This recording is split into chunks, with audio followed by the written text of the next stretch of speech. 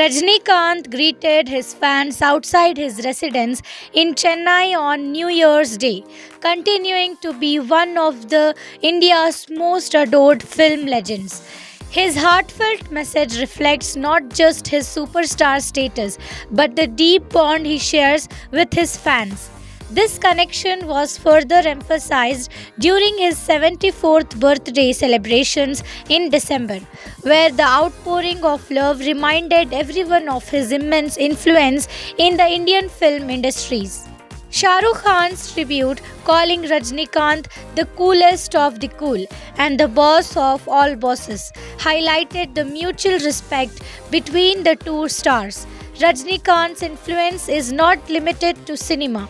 His statue unveiled at the Arulmigu Sri Rajni temple in Madurai symbolizes his culture impact, particularly in Tamil cinema. With a career spanning over 4 decades, Rajnikant's global appeal stems not only from his powerful screen presence and iconic roles but also his humble nature and respect for his craft.